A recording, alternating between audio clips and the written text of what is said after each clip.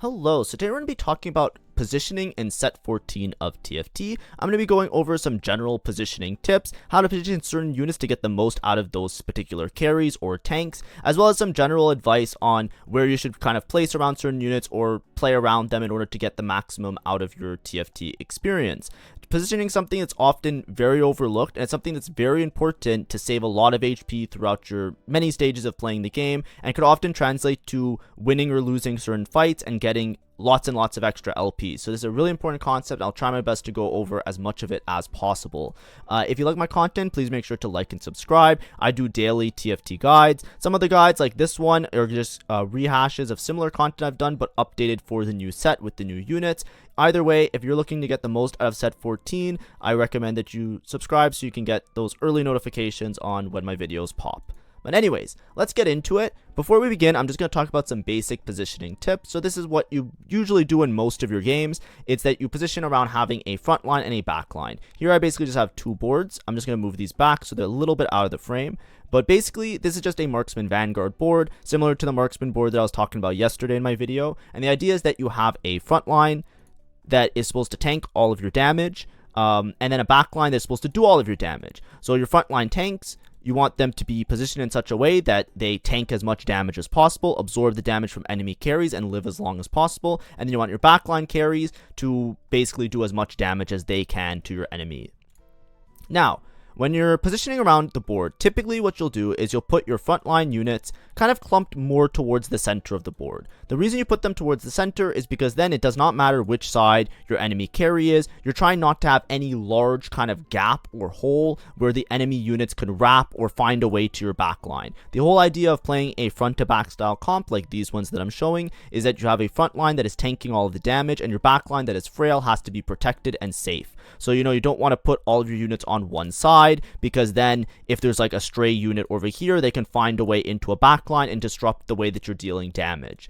It's not that important in this case because they're two front to back style comps, but sometimes you'll be fighting against melee carries or other things like that. By putting your units kind of clumped towards the center, it makes it harder for these units to have enough space in order to walk towards your backline. That's usually the reason why you'll usually see a lot of frontline units just being kind of towards the middle. Now, in terms of your frontline, you're always going to have a main tank. So your main tank is going to be the one that you're usually going to have all your items on, and is going to do majority of the bulking, or the majority of the damage absorption. So here, I'm not putting perfect items on the unit. I'm just putting any items on the unit.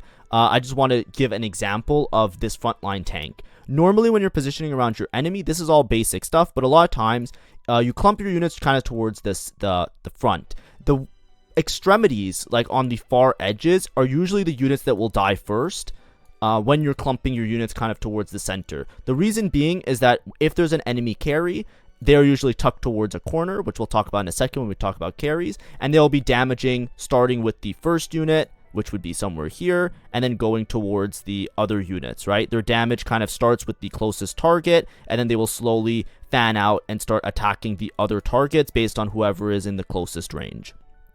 So a lot of times, if you're trying to basically what you want is this unit to basically say no to the enemy carry. You want this to be you want the enemy carry to kind of be stuck to your main tank as long as possible. You want it to be sticky like glue. The idea is that if the enemy carry is wasting all their time doing damage on your main tank, then your other units are able to live and have different effects that can help out to win the fight. For example, looking at this Kane unit, right? Kane has an effect where Rost. Rost will knock up a target for 1.75 seconds. Rost is probably not going to be your main tank, even if you're playing around these Vanguard style boards, because you're probably going to be playing around Leona as a main tank. If you isolate your Kane somewhere in the side, and the Zeri kills it first, that's a 1.75 second stun that you are losing in the fight, and that can sway a fight and can make you lose pretty easily. So a lot of times you want to put your tankiest allies more towards the extremities. That usually helps out a little bit with this.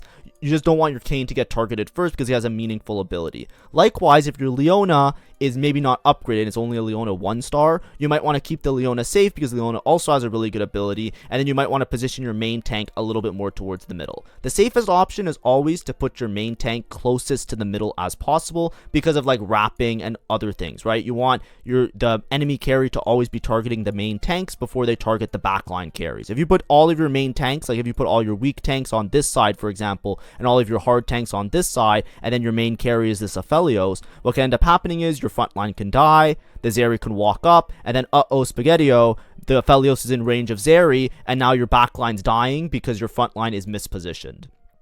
So a lot of times what ends up happening to prevent this and to make sure that you're always safe, you often put your main tank same side as your main damage dealer. So in this case, Leona is on the same half as the Aphelios to make sure that we never run into a situation where my main tank dies, who is going to be absorbing most of my damage, and then my Aphelios is the one that gets screwed over in the long run, right? You want it so that once your front line's dead, your back line dies, it is what it is, your board's weaker. But you never want to lose a fight because your front line is in the wrong place at the wrong time and your back line gets hit early. You always want to make sure that these 4 units, in this case 4 units, are dead before your back line gets any sort of damage dealt to them. That's the idea.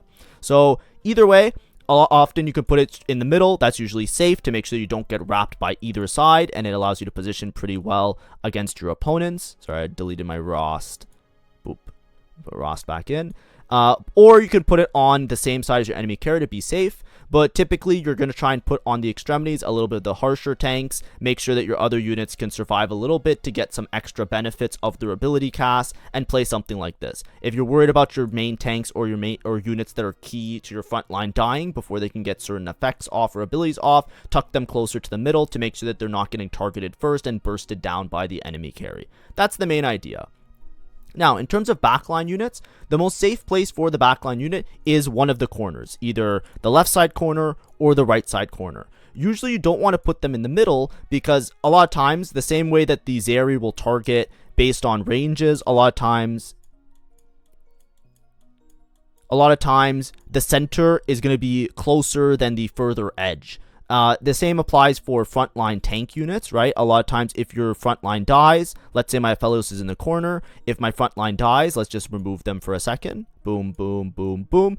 Let's say my frontline's really bad and their frontline's really good. These are going to walk up, and as you can see, when they walk up, they are going to attack the middle first. So often you want to avoid putting units in the middle unless you absolutely have to, because you want to make there be a larger distance between the units and your main carry, which is why I usually tuck the carry into the corner. Tuck the carry nice and safe into the corner so that they're not getting like walked up on or killed in any which way. So corner is usually where you're putting your main carry, and that's pretty standard, right? Front line kind of towards the front in the middle, back line tucked in a corner. Typically when you're looking at your enemy carry, you want your 2 carries to live as long as possible. If you have a stronger front line, so this is just a general tip, I'll just re-put in some vanguards once again, and I'll put some bastions in. So let's go Vanguard, Vanguard, Vanguard. Sure, whatever Vanguards, who cares? We're not looking at the exact units right now. Let's say you have 2 boards and you have a really strong front line and your opponent has a very weak front line. So your opponent has something that looks like this. If you have the stronger front line, typically you want to put your carry on the same side as the enemy carry.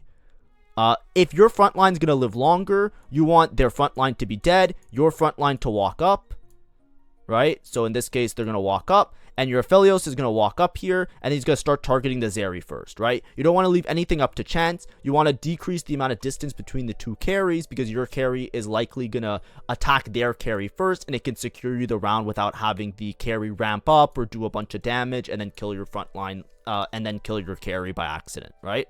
So if you have a stronger front line, same side. If your front line is weaker or the same, like if you have 2 equivalent front lines, so let's just say like these are our 2 front lines, the typical positioning is that you put your carries on the opposite side, and whoever has the strongest board wins. This is very like honest, simple TFT. Whoever has the strongest board here is going to be the one that wins, right? If it's either going to be my Aphelios that's going to do a bunch of damage, or it's going to be the Zeri who's going to do a bunch of damage. So typically carries on opposite corners, and that's how you always try to position. When you scout, you look at their carry, you look at your carry, you put them on the opposite side, you put your tank safe somewhere in the middle or towards the side of your carry so you don't get accidentally like jumped on, and that's pretty much it.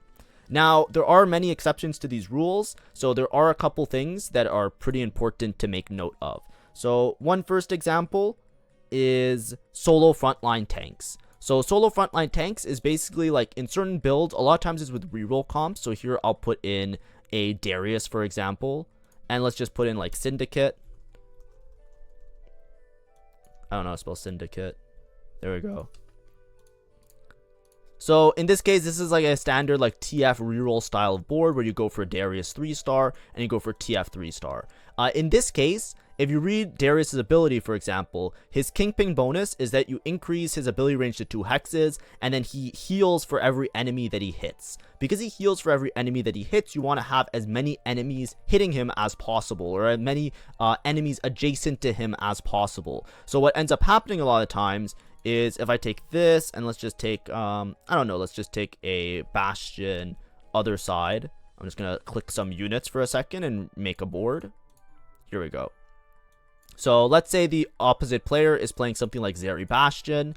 You want to try and you don't want to play all of your frontline units next to the Darius here. Darius has a really good effect where you want to make sure that he is basically getting hit by as many people as possible. So a lot of times what you'll see is a Darius being built with a Gargoyle. So Gargoyle, you get extra armor for every enemy that's targeting you, which has good synergy with his kit of his Kingpin bonus, and you want to solo frontline them. So you'll put your other tanks further away so that they'll just walk up later, and basically what you want is all of these frontline units to basically surround this Darius. Now it's not always going to work out like this. Sometimes it's risky, and this Jax, you know, if he doesn't have enough room, he might walk to your backline. So a lot of times you'll put your other carries like something like this just to make sure that they're never wrapping fully into your Twisted Fate. But the idea is that you want this unit to be surrounded. You want him to be surrounded by other frontline units, so you're playing him as a solo frontline tank. Now this works in many different ways. It doesn't necessarily have to be Darius. Darius has the extra synergy of his actual ability working off the idea of other units being able, is like his ability works with other units, allowing him to heal more if he's getting more enemies within his range of his spin. Sometimes if you're just playing a reroll comp and you have one frontline unit, it still makes sense to do this. And the idea is that I have this main tank that's going to do all the tanking, and I've rerolled them so they have a lot of HP and they're going to survive. And then you're just keeping your other units alive as long as possible so that they can do their extra effects, do some extra damage. In this case, Braum could do some extra chilling, and that can help you in order to be a lot stronger than just having them kill themselves off. You get a lot more value off of the ability of the Darius, and then also getting the abilities of the other units. So that's just like basic ideas. So this is usually if you have a reroll unit and you're playing around solo frontline, then you solo frontline them, try and get them to absorb as many hits as possible. And usually that's like with a Gargoyle Stone play. It comes down to certain rerolls. Like I said, it works really well with Darius. Other options doesn't really work that well. I don't think there's that many rerolls that are super relevant besides the Twisted Fate reroll, but that's like a general idea. Now, what we're going to do is we're going to go through pretty much all the rest of the units very briefly, and we're going to talk about some like general ideas of when you see certain words and how you should think about those certain words in order to get the most of them. We're going to go through every forecast for sure, but I'm going to try and pick out some of the other units that are pretty common on boards that reroll. But in general, there's some other keywords that I want to talk about. Nearest. So a lot of times when you see a unit, they will say something along the lines of nearest. So in terms of Braum, let's just take Braum as an example here, right? Braum's ability gains a shield for 4 seconds. When it breaks, deal magic damage to the 3 closest enemies and chill them. So here it says closest, sometimes it says nearest, my bad. But the idea is that if you see an ability that says blank closest or blank nearest or X nearest enemies or X closest enemies, the idea is that this tank has really good utility to potentially hit a backline unit. So what do I mean by that? Let's say your opponent has, let's pick some units again. Bastion, Zeri, right? I'm just using Zeri as an example because it's just a board that's easy to punch in because I can recognize the units, right? If it's the 3 closest enemies, or that means that a lot of the time, like if you have a board that looks like this, let's pick one more unit. I need one more rapid fire unit. Let's get a Draven, right? Closest is something, basically whenever you see closest, all that means is that you want to put your tank on the same side as the main enemy carry. So if Zeri is the main carry for the enemy, you don't want to have your Braum on the side of the Draven, for example, because then his effect is of chilling, which is reducing attack speed, is not going to be impacting the main carry. if you see somebody with closest, you always want to position them on the same side as that carry. Now, if Braum is your main tank, you have to be careful about where you place him because it could often grief your own game if you put him all the way in the side corner. But especially if Braum is a secondary tank, so he's not your main tank, he's not holding all of your tank items, often you want to put Braum pretty much directly in front of the enemy carry. You want to make sure that the distance between the Braum and the enemy carry is as small as possible to improve the chances of the effect hitting the backline unit. So this is an example of a tank, but it can also work with many other units. There's other units that hit the closest enemies. That's an example of Braum. Sorry, not Braum. Brand. They will start with B and R. It's hard. But Braum, if you read it, he hits the nearest 4 enemies. So this is an example of nearest 4. When you put this brand on your board, you don't want to put brand on the opposite side of the enemy carry ever. This is never a positioning that you want to have. The reason is that the nearest 4, basically you want it to target the backline as soon as possible. So as frontline units die, or if there's not enough frontline units, this brand will start targeting backline units with the ability. So you want to put them on the same side as the enemy carry to guarantee that you target the enemy carry as soon as possible. The way you should always think about TFT is that you easily can scam around and win a game by just having the front line, having their backline die before your front line. If you can scam a win because their backline is dead, they immediately will lose all damage that they can do, and it will be easy pickings to just like overwhelm the front line after that. So you always want to try and take advantage of units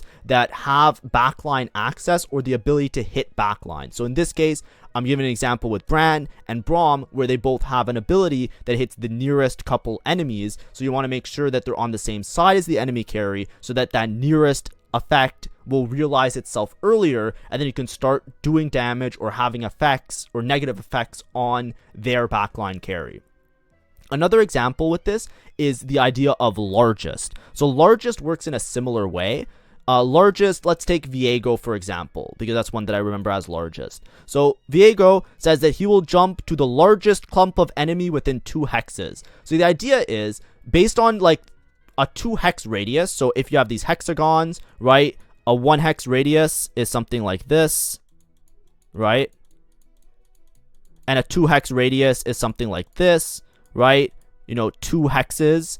That's basically like the unit of measurement that a lot of these abilities are working with. So the idea is that you can kind of think of it like a large circle around him, and basically based in this 2 hex range, he's looking for where the largest clump is. Now, the largest clump is usually just defined by how many units fit in that particular range, and he's going to dive there and do damage.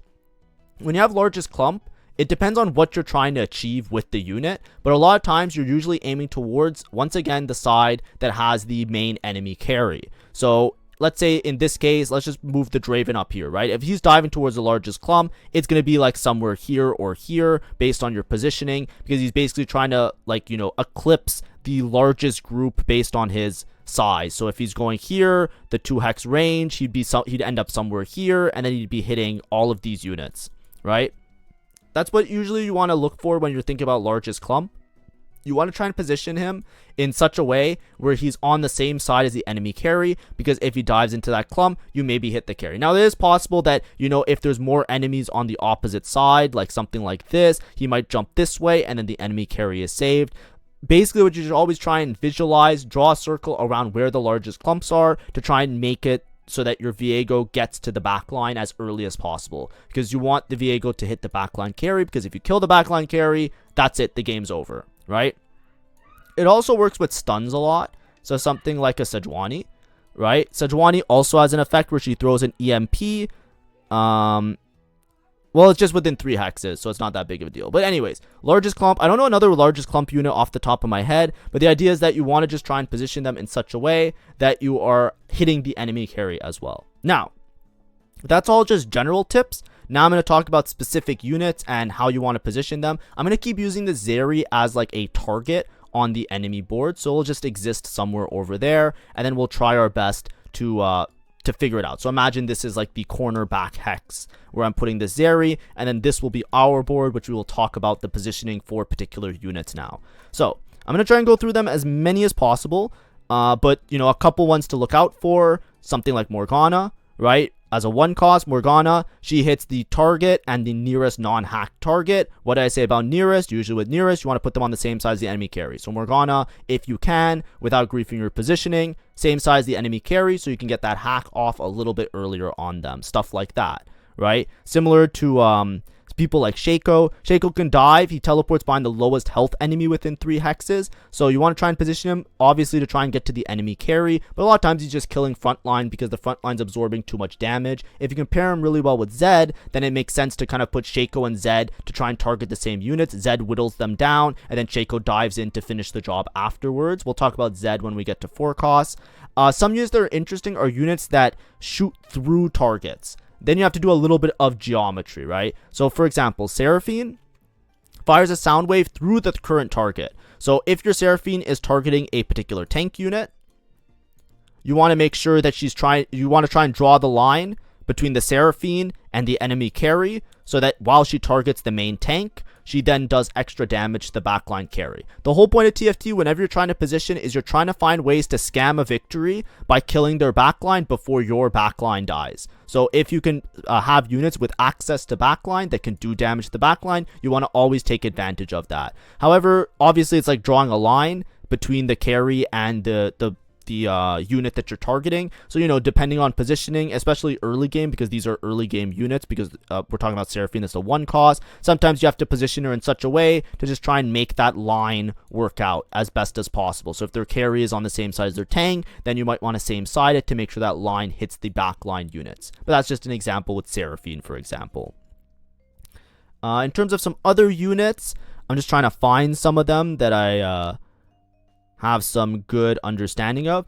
We'll talk about Vigar later. I'll bring it up after, because he's a little bit more interesting in terms of what he can do. But let's just go through the 4 costs. I kind of gave you like the general tips in terms of the lingo and the language that it has to deal with.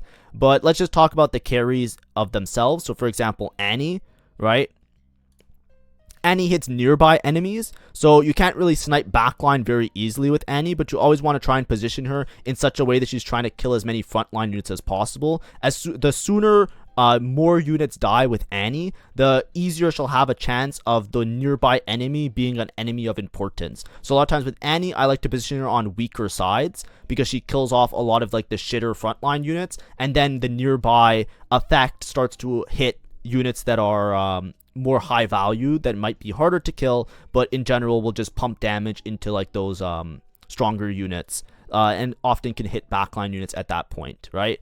A lot of times units will have AoE. So for example, I think Aphelios has a little bit of an AoE effect, right? He does physical damage to enemies within 2 hexes. So obviously if you're trying to position in such a way with Aphelios, you want to put him on opposite side to try and give him as much survivability as possible. But if you see an opportunity to kill a large group of units, you can try and position him to kill those units. But often keep Aphelios in the corner because it can be very risky otherwise. Brand we already talked about. Cho'Gath is a primary tank, but he gets an increase in size of sound blasts. So a lot of times I like to have Cho'Gath closer to the center than to the edges. It does depend, however. Cho'Gath isn't super relevant in the meta right now, so it's hard to tell because there's not many boards that are playing him, so I can't study it that well. But if you want Cho'Gath to get maximum value, you put him in the center because he's going to get larger and larger range, which is going to hit more and more units. However, if you have an opportunity to snipe a backline unit, it also can make a lot of sense to put Cho'Gath in a corner, because if his range gets larger, he will hit the backline carry earlier, and that can give you a little bit of value. Now, Cho'Gath doesn't seem to do that much damage, and it doesn't seem to be that relevant right now, so I don't think this is super important, but it's something to know. If you have a unit that's growing in range, often positioning them on the same side as the enemy carry could help delete the enemy carry a little bit earlier. Otherwise, if they have like a lot of damage in their backline, you don't know which way to place them, you can't really go wrong in the center, because then you're just getting the most value of hitting the most units as possible. If you pitch them on one side, you're not going to hit most of the frontline units. Your radius is going to be kind of stunted, right? There's a lot of dead area that's basically off screen that you're not using. But either way, we'll see how Cho'Gath works out in the future. Leona has a stun that hits the target that she's targeting, so it is what it is.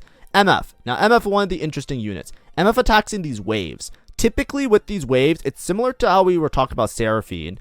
You want to position her opposite side to the enemy carry. And if you're playing against an MF, you often want to try and dodge the MF by putting her, oops, sorry, my board's a little bit weird. You want to try and position her opposite of this cone funnel shape. Now, many people are debating where to put MF actually in the back row. Sometimes you'll see an MF going in this hex or even this hex closer to the center. We talked about center hexes before. The closer you put the unit to the center, the more at risk you are of that unit dying early, right? The safest areas are always in the corner. So if you want your MF to be safe, corner opposite of carry, because she will hit those waves, and the waves will hit the main units, but it will also travel to the backline carry and will start to do some damage to the backline carry and can potentially kill them earlier and then save you and win you the round.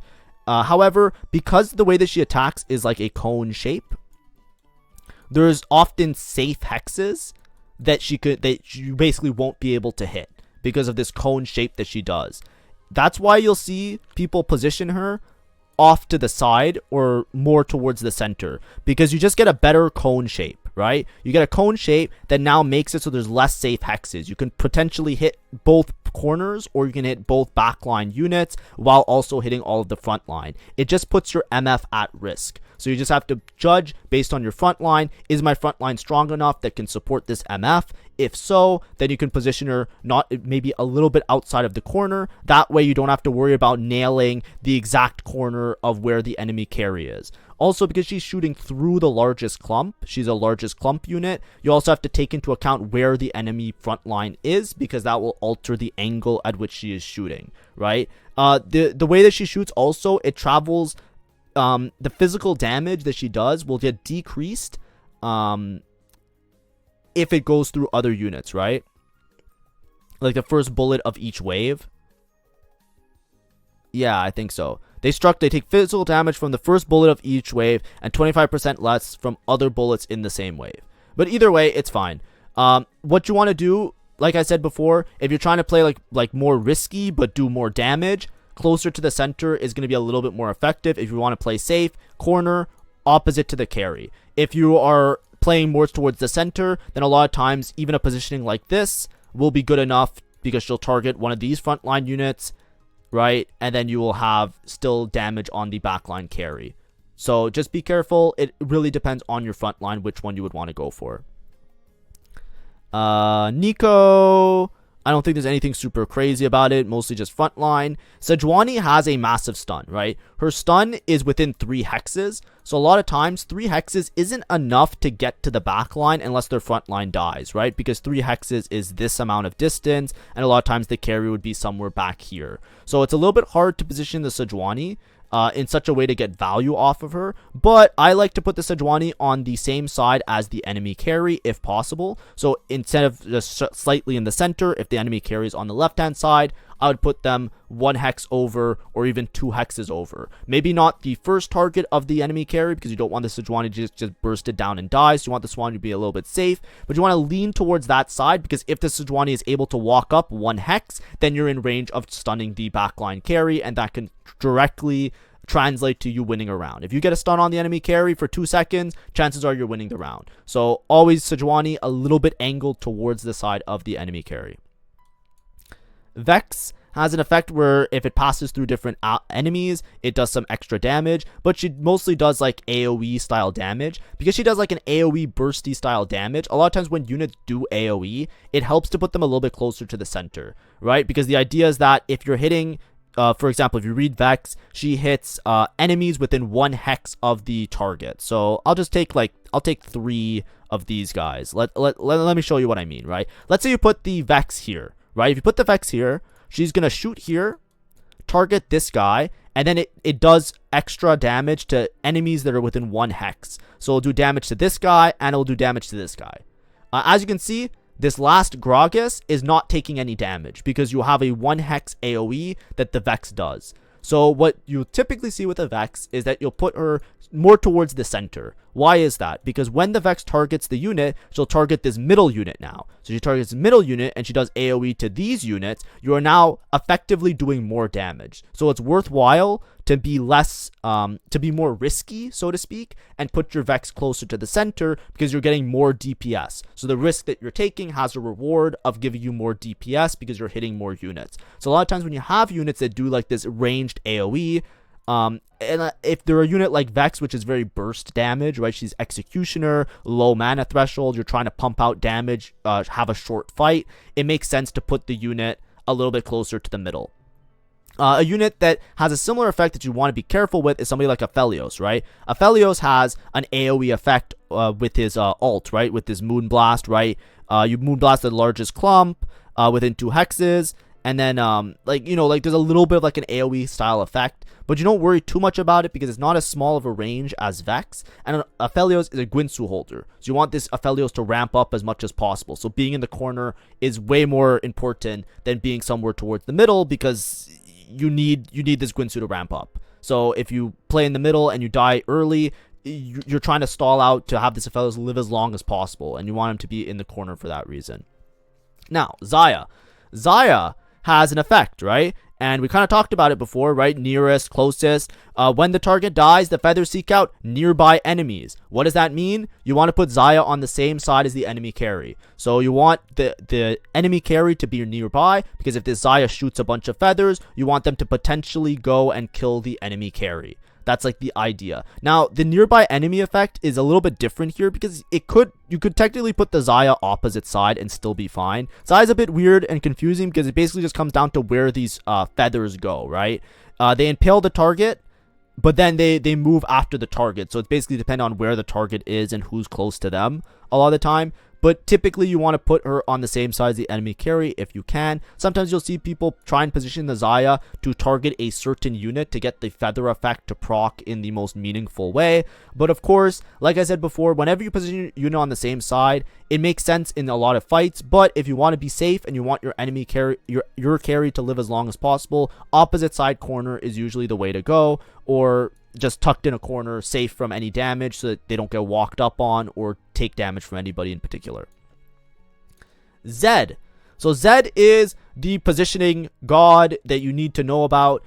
This is the probably, if you play against the Zed, you'll probably think that it's really annoying. But basically, he's like an assassin. He goes to the back line and he tries to kill the enemy carry. Zed is cheese, right? He is prime Gouda. When you see Zed, that's what you got to think about. Basically, the way that he does is he dashes to the furthest unmarked enemy within 4 hexes. So when you have a Zed, 4 hexes is enough to hit a backline carry. So typically, you could put him all the way tucked in a corner, but then, if they have other backline carries, he won't target the right unit. So a lot of times, if the enemy carry is tucked into the corner, you want to put him so that is the furthest enemy within 4 hexes. So 1, 2, 3, 4, bang. So a lot of times when you see Zed, you won't put him directly in the middle because he might not reach the corner. You're either going to put him on this hex or this hex, right? Or this hex or this hex, right? Somewhere between here or here will target the backline because it's either 1, 2, 3, 4, or here it's 1, 2, 3, 4, and a lot of it depends on if the opponent has other backline units, because if they have a bunch of backline units, you want to position in such a way that you're not targeting the shitter units, you're targeting the main carry. You want Zed to hit the main carry as soon as possible because Zed has an effect that after he marks the unit, all marked enemies will take extra damage, right? Marked enemies, they'll have a shadow, and then shadows will do physical damage or whatever. You want to make sure that you mark the enemy as early as possible so that they take damage and die as early as possible. That's like the main idea. So often when you're starting your positioning, you always want to start him in a spot where he's going to try and snipe the backline carry. If he one-shots it, that's great. If he doesn't one-shot it, then the shadows might deal with it after, or you'll have another unit deal with it after. Similarly, like if you're playing Shaco reroll, Shaco and Zed works really well together because the Shaco will teleport within 3 hexes. So a lot of times if you kill this backline, Shaco walks up, boom, he finishes the job because now the backline carry has very low HP. But that's how you typically want to put him. Never really in the center. Center is usually not that great unless they're positioning in such a way like that. Or you're positioning him somewhere in these 2 hexes. On this side and then the same on the opposite side. Now, if you're trying to position against Zed, a lot of times what people will do is they'll put their carry in the middle because that way the Zed will waste a cast going to this side instead of targeting this, and a lot of times the Zed might get bursted down because then the enemy carry will start targeting the Zed once a frontline unit dies. So this is something just to be aware of. if the opponent is changing the position of the carries, you basically want to try and count 4 hexes and position your Z in such a way that the 4 hexes is the furthest distance. So for example, here I put the Zeri in the middle. It makes sense to put Z in this far corner because the Zeri won't target it first anyways, so it won't get bursted down, and this is the furthest 4 hex distance that the Z will then go and kill the Zeri with. Make sense? Hopefully it makes sense. Next, Zeri. Zeri is a Guinsu holder. Whenever you have a Guinsu holder, you want to put them on the opposite side just to stack up as fast as possible. If you have an insurmountable front line that you are way stronger, then it makes sense to sometimes put the carry on the same side. Zeri does dash towards the middle, and she goes from side to side with all the illusions. So I've seen people purposely put Zeri on the same side as the opponent's board, and then it kind of dashes to the opposite corner and finds safety in the far edge. It's hard to say. I don't have enough experience fight judging exactly how Zeri works because Zeri isn't super relevant right now in the meta. But what I would always suggest is find a way to just have this Guinsu ramp up as much as possible, right? Because she's an auto attacker, so you want her to be as safe as possible. Next, you have Ziggs. Ziggs could work 2 different ways. So Ziggs, you either want him to do as much damage as possible to one target. In that case, you're trying to tuck him in the corner, make sure that his ult hits only 1 unit, or you're trying to make him hit as many units as possible, and in that case, you want to push him a little bit more to the center. He basically shoots this giant T shape. What I would always suggest is putting him on the same side as an enemy carry, however. I like corner, same side. The reason I like corner, same side is because sometimes the plus hits the backline carry, right? Especially if they have a tank that's really close to the corner, something like this. This Ziggs will hit this, and then the plus shape will hit the backline carry, and often you can cheese a little bit of an early game round. Besides that, I think we can just talk about some of the 5 costs, I believe, right? Kabuko, you usually just put him somewhere towards the middle. He has this massive stun. Lead him towards the side of the enemy carry because of the massive stun. Renekton, I don't think there's much to talk about. Samira, she just jumps through largest clump, right? So same idea, positioning towards largest clump. Samira, a lot of times she starts in the backline, then she dives towards the largest clump. So she's similar to Seraphine that you want to Seraphine and some of the other units that shoot through like MF, you want to position her in such a way that when she dives in, she's in range of hitting the enemy carry. But she has such a large range that a lot of times she's hitting them anyways. Urgot has execute, so usually you're just positioning him in such a way. Corner's fine a lot of the time, it's okay. And then Viego we talked about with largest clump. So there's a lot of other units on this board that we're not going to talk about too much, but just know we gave tips, right? If you're looking for closest enemies, how to position well for that. If you're looking for like nearest targets and stuff, we talked about that. Largest clumps, right? Try and find a way to position in such a way that you're trying to hit the enemy carry. If not, you know that they're just going to go towards the largest clump. Or if they're targeting from afar, make sure to draw a line between who you're targeting or the largest clump and the backline carry to try and make it so that you're sniping the backline. And that's like the main positioning thing. It can apply to pretty much every other unit. And if there's anybody in particular, like stuns or anything like that, you want to be very careful. The last thing I'm going to talk about is getting wrapped. So getting wrapped, basically, if the enemy carry has a lot of frontline units, so in this case, I'm just going to put a bunch of Shakos down, right? A lot of times, if you're playing a front to back style comp and they're playing a comp that has lots of melee carries, it can be very hard to position because what ends up happening is, you have a bunch of Shakos here, one of these units dies, now, this guy's somewhere here, it's equidistant to get to the back line, to the front line, and then you get wrapped, and these guys start, like, seeping into your back line, right? They get caught, and there's, a body blocking aspect in TFT, right? Like, if I have a board that looks like this, right, these units can often wrap because they can't target unless there's an open hex. So they're not going to walk all the way around like this to target the Gragas. A lot of times they're going to get here, and they're going to be like, uh-oh, SpaghettiOs, and they're going to target the Zeri. So it's really easy to get wrapped when there's a lot of frontline units on the opponent's side of the board, because eventually they're just going to run out of space and they're going to walk towards the back line. What helps is to put your primary tanks towards the edges, right? If your middle units die, I'm just going to use these Divinicorp units as an example, right? Let's say your board looks like this, right? Your Gragases are the main tank and your other units aren't. If you position it as a board like this, what can end up happening is these units can die, and then you kind of get overwhelmed, and then these units have like free reign where, they might be able to wrap and hit the back line, especially if a certain unit dies, right?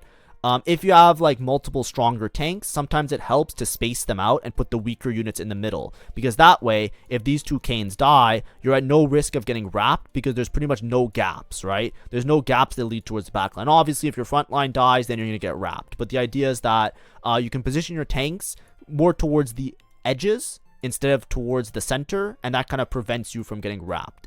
Obviously, you can also position with your main tanks on the side of your main carry. That way, if these units die, even if these units get a wrap, they're not anywhere near your carry, and you still have lots of survivability where you can kind of live through it.